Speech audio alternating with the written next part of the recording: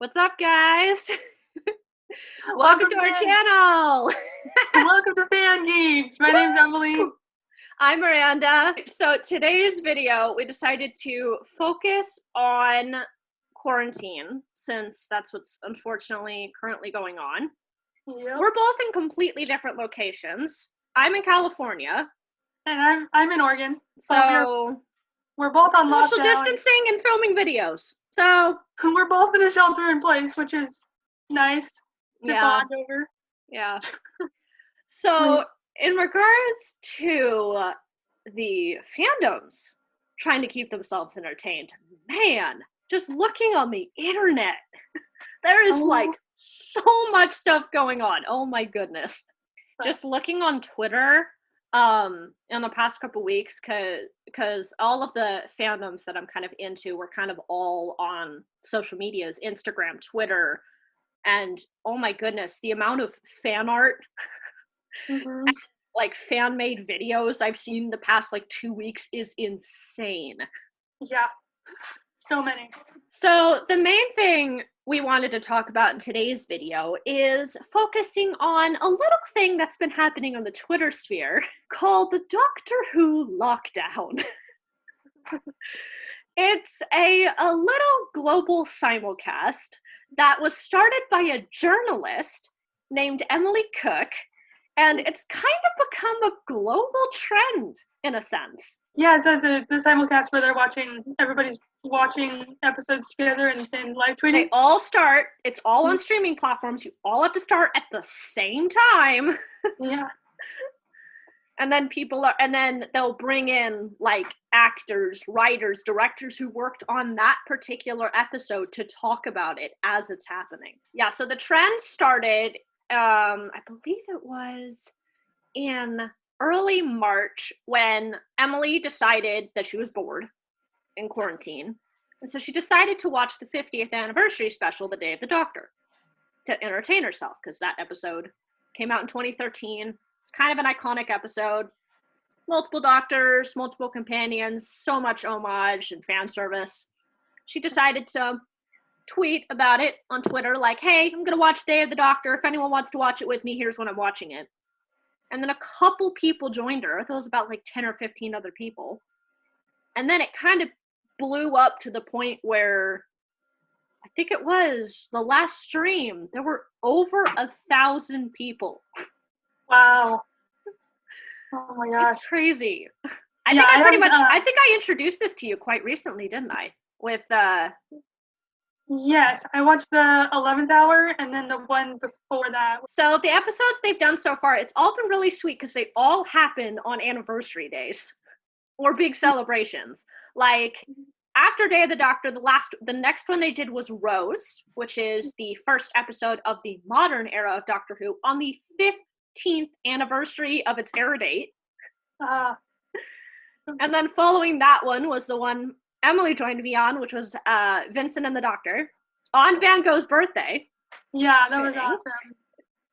And then the most recent one, which just happened yesterday, which was watching the 11th Hour and the 10-year anniversary to the exact second of its air date.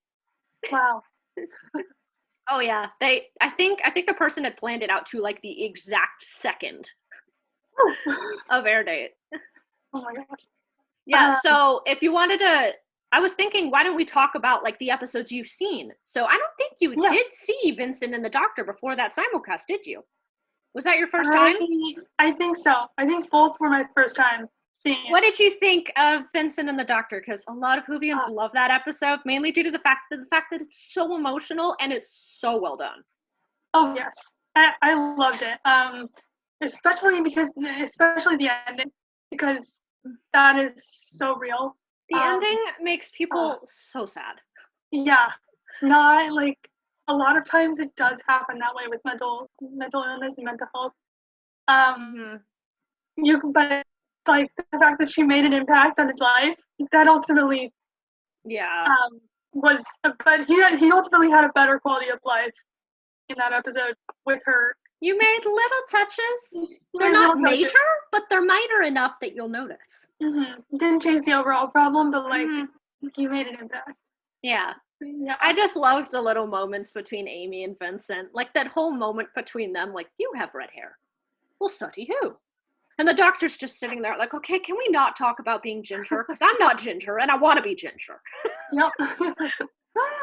Or that one moment when you first thought Vincent, and then the camera immediately cuts to the doctor and Amy, who are both like, Yeah, they're like little fangirling over I Vincent. saw Amy's face and I died. Oh my gosh. I hadn't seen that so episode in so long. So I was just remembering all those moments and I'm like, oh my god, I remember this. She's so funny. She's like, oh my god, it's Vincent Van Gogh. Like, oh my god, it's my favorite. Freaking out like a K-pop fan. Just like, ah. Yes, definitely. Oh my goodness. And then the 11th Hour is such an adorable episode. Oh my gosh, that was especially because that's the first episode you ever meet the 11th Doctor. First episode written by Stephen Moffat. First time you see the companions. It's so it's literally a pilot. So much happened in that episode. It was a little overwhelming. But there were a lot of hilarious moments that people have found iconic. Oh yeah. Like that entire scene in the kitchen. Oh yeah. With the food. Was that the one where he was like, "Who the man?" Well, there's the first time when he's his first line, "Can I have an apple?" Oh yeah, little Amy. Yeah, the moments with the little Amy, or the part where he's like, "Stay with me, stay close, don't wander off." Proceeds to walk straight into a tree. Yep. Coordination, ladies and gentlemen. Yep. Oh my gosh, that's or the adorable moment when he's trying to figure out his taste buds, but he hasn't quite figured it out yet. So Amy proceeds to cook him 6 different dishes, and he hates every single one of them except one. Until we get to fish fingers and custard. It's the strangest combination, but that's where it originated. Yep. It's become super popular thanks to that. Yeah. I should try it sometime. It seems really weird. Probably apparently it's really good, according to some Whovians. They were eating it while they were watching the episode, which was cute. Are they from England? I don't know. You can make it whenever. You just need custard and fish sticks. Yeah. That's all it is. Huh. Yeah. Or some people used like bits of cake because they didn't want to eat fish. Yeah, no, I look.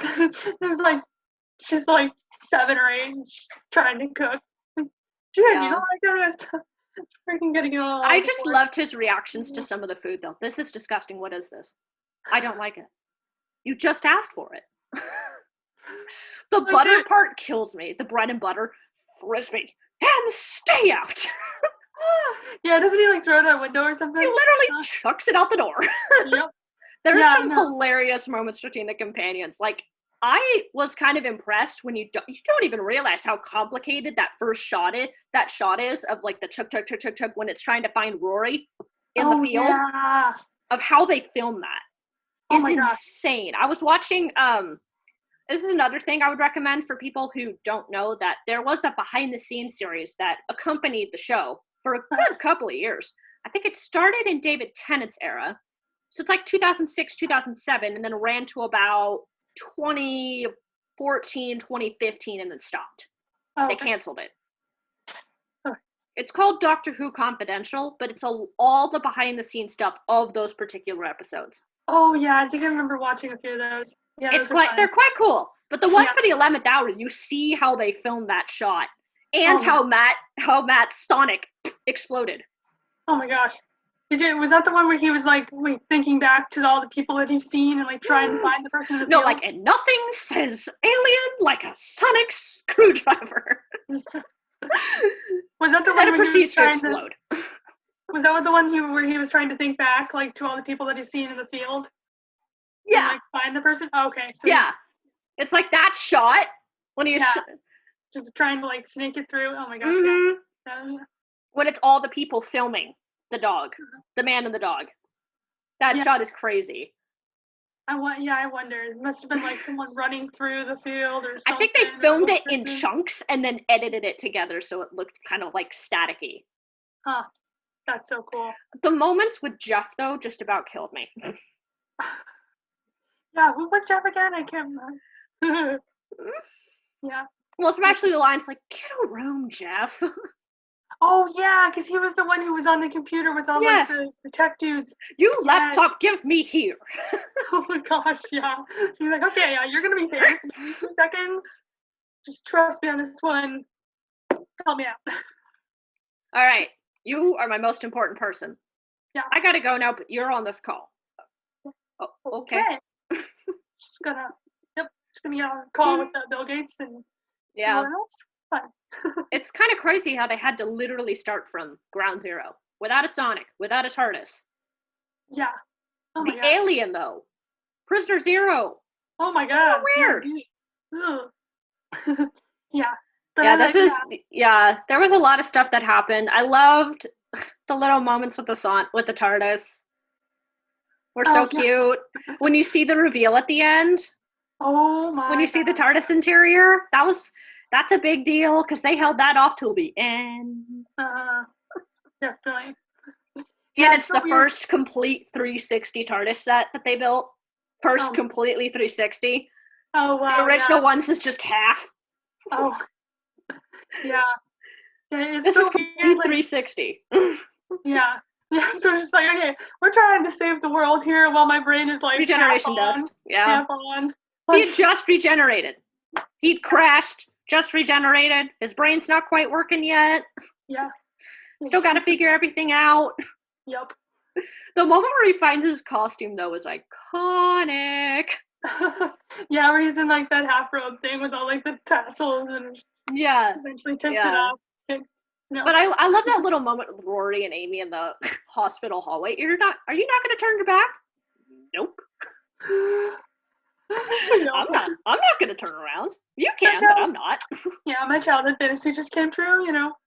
Also, fittingly enough, I love the fact that they decided to do this. It's the 10-year anniversary of the 11th Hour. It was National Tweed Day. Tweed, the fabric. Oh, okay, fabric. And National Fish Fingers and Custard Day. Which the Brits made a holiday out of. So for anyone who wants to join in on the simulcast in particular, I would definitely stay tuned to Twitter because the person who created this idea posts everything update-wise, like what episode they're watching, what time it's at, and who exactly is tweeting, because she'll make announcements and updates as it comes out. I can announce that they have announced the next simulcast. It is next Saturday, April 11th. So it'll be slightly later than last time. Instead of 7 p.m. British time, it'll be 8 p.m. It's good for which means us. Yeah, good for us because it's at 1 p.m. Pacific. It'll be 1 p.m. Pacific time, 4 p.m. Eastern. Yep. Yeah. So, and for people who don't know how to do this, you got to find the episode on your local streaming service, Netflix, Amazon, or anywhere else you want to find the particular episode. And then at exactly the time the stream starts, you press play. Everyone presses play at the same time. I kind of like looking at Twitter at the same time because there will be a hashtag for that particular episode where all of the tweets will be coming in. Everyone who's live tweeting, Emily, the person who created it, and all the fans. That way you can get a heads up of oh, it's 3 minutes till. Okay, I'll get ready to go. Yep, definitely. Yeah. I've noticed the last couple of times that if I'm on Twitter about 15 to 20 minutes beforehand, if they start early, I'll know. Because she tweets 10 minutes till, 5 minutes till. Okay, everyone start now. Yeah, so I would recommend going on Twitter, keeping an eye on the hashtags. The simulcast for this week's is hashtag bigger on the inside. I thought it was fitting. Oh, nice. Thanks so much for watching. Make sure to subscribe. Like the video if you want. You can leave a comment. We're totally cool with that. We'll try and respond, but life happens, so who knows. Also, feel free to follow us on Instagram and Twitter. Yep. At FanGeek'd. Yep. We're also a podcast, so feel free to follow us on Spreaker. Yeah, Marina's more on Twitter and I'm more on Instagram. Yeah. Follow us wherever. But follow us wherever. We're each active, so feel free to reach out. Fan geek along with us. It's gonna be fun. yeah. Thanks for watching, guys. Bye. Bye.